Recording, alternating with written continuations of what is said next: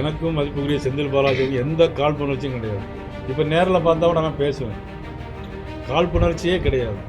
அவர் சொல்லியிருக்காரு, அவருக்கெல்லாம் நான் பதில் சொல்ல வேண்டியது இல்லைன்னு சொல்லிட்டே பதில் நிறைய சொல்லியிருக்காரு. அதுக்கு நானும் பதில் சொல்ல விரும்பலை.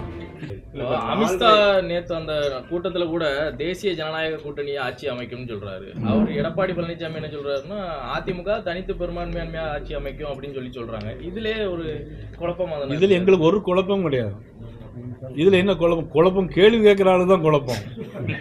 என்ன ஒரு தெளிவா இப்போ நீங்க நினைச்சிடுங்க, பீகார்ல இன்னைக்கு நிதிஷ்குமார் முதலமைச்சர், நாங்க தான் மெஜாரிட்டி, அவரை முதலமைச்சராக வச்சிருக்கோம்.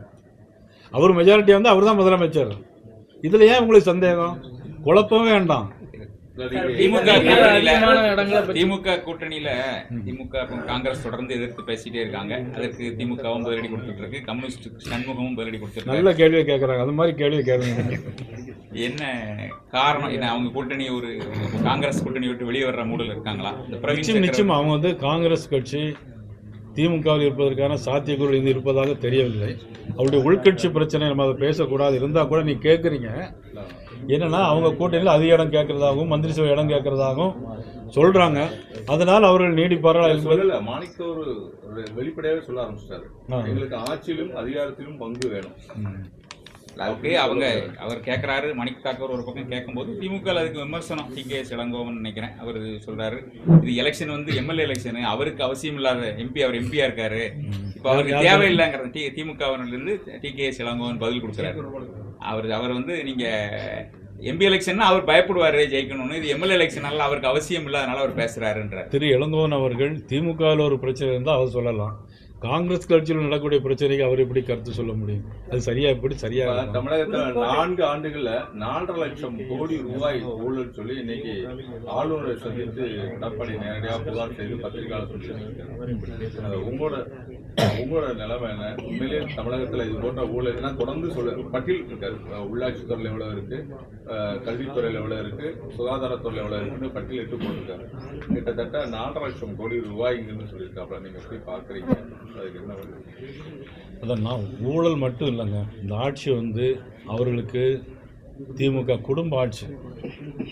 மதிப்புக்குரிய துணை முதலமைச்சராக கூடிய மதிப்புக்குரிய ஸ்டாலின் அவர்களை எப்படியாவது முதலமைச்சராக்க வேண்டும் என்பதற்காக எதையும் செய்வதற்கு இன்னைக்கு தயாரான சூழ்நிலைக்கு திமுக இருக்கிறது. அதனால் ஒரு போலி மத சார்பின்மையை கடைபிடித்துட்டு இருக்கிறாங்க. இன்னைக்கு எல்லாரும் அதை புரிஞ்சுக்கிட்டாங்க. அதனால் வரக்கூடிய காலங்களில் தேர்தலில் நிச்சயமாக ஆட்சி அமைக்கப் போவது என்னுடைய தேசிய ஜனநாயக கூட்டணி.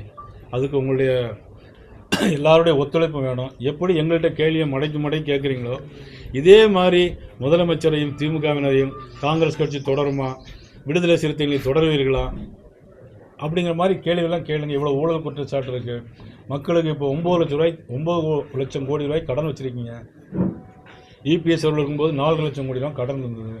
ஒவ்வொரு தனி மனிதனுக்கும் இப்போ 2 லட்சம் ரூபாய்க்கு கடன் இருக்குது. இப்போ வெறும் 3000 ரூபாய் கொடுத்து ஏமாத்துறீங்க. நீங்கள் எதிர்கட்சியாக இருக்கும்போது மதிப்புக்குரிய முதலமைச்சராக இருந்த இபிஎஸ் அவர்கள் முதலமைச்சராக இருக்கும்போது 5000 ரூபாய் கொடுக்க வேண்டும் என்று போராடினீங்க.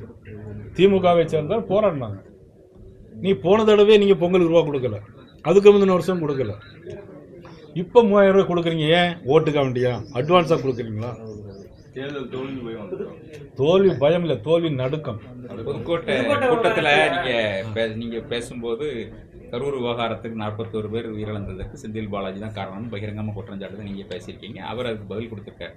அவருக்கெல்லாம் பதில் சொல்ல வேண்டிய அவசியம் இல்லை. எப்படி பார்க்குறீங்க? எனக்கும் மதிப்புக்குரிய செந்தில் பாலாஜிக்கும் எந்த காழ்ப்புணர்ச்சியும் கிடையாது. இப்போ நேரில் பார்த்தா கூட நான் பேசுவேன். காழ்ப்புணர்ச்சியே கிடையாது.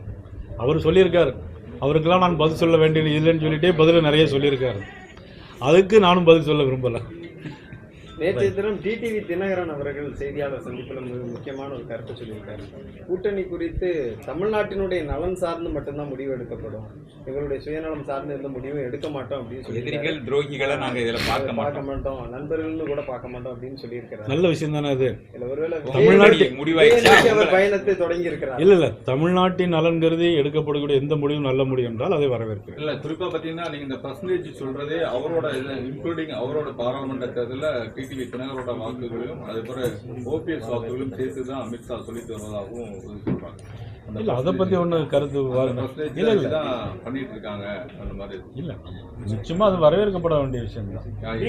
பீகார் தேர்தல்ல நிதிஷ்குமார் அப்ப சிறுசு கட்சிகள் பிரிஞ்சு போனவங்க சேர்க்க மறுத்தாரு. அமித்ஷா வலியுறுத்தி கட்டாயமா சேர்க்க வச்சு அங்க ஜெயிக்க வச்சுட்டாரு. அதே மாதிரி இங்கேயும் அதிமுக பிரிஞ்சு போயிருக்க சிலரை கட்டாயமா சேர்க்க வச்சு ஜெயிக்க வச்சிருவாரு. யாரையும் கட்டாயப்படுத்தலாம் சித்தராமாஞ்சி அவங்களெல்லாம் பீகார்ல சேர்த்தது மாதிரி சிராக் பாஸ்வான் அவங்களெல்லாம் சேர்த்த மாதிரி இங்கேயும் இல்லை, யாரையுமே கட்டாயப்படுத்தி சேர்க்க வேண்டிய அவசியம் இல்லை. மதிப்புக்குரிய டிடிவி தினகரன் அவர்கள் சொல்லியிருக்காங்க, தமிழக மக்களின் நலன் கருதி அப்படிங்கிற ஒரு வார்த்தையில எல்லா விஷயங்களும் அடங்கியிருக்கு. அது அவர் தான் முடிவு. இதுதான் இருப்பது அப்பாவுன்னு சொல்லி அன்புமணி ராமதாஸ் இருக்காரு. ஏன்னா குறிப்பா காட்ஃபாதரே அவர் தான் கனிமவள கொள்ளைக்கு ராதாபுரத்திலிருந்து அதிகமான வாகனங்கள் வந்து கடத்தப்பட்டு வருவதா சொல்றாரு.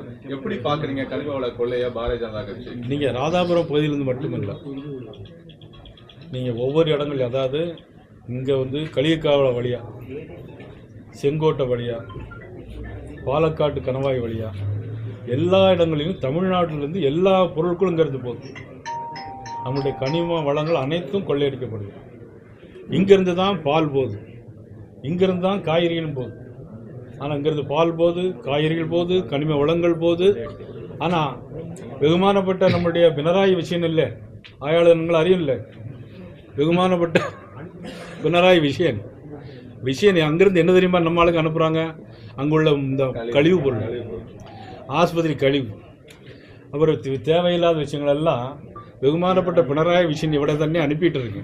அதை நாங்களும் நோக்கணும். செய்திகளை உடனுக்குடன் தெரிந்து கொள்ள கீழ்கண்ட கேபிள் மற்றும் டிடிஹெச் நெட்வொர்க்குகளில் எம்நாடு செய்தி தொலைக்காட்சியை காணுங்கள். பாதகம் செய்பவரை கண்டால் நாம் பயம் கொள்ளலாகாது பாப்பா. மோதி மிதித்து விடு பாப்பா, அவர் முகத்தில் உமிழ்ந்து விடு பாப்பா. அண்மை செய்திகளை உடனுக்குடன் தெரிந்து கொள்ள இணைந்திருங்கள் எம்நாடு தொலைக்காட்சியுடன்.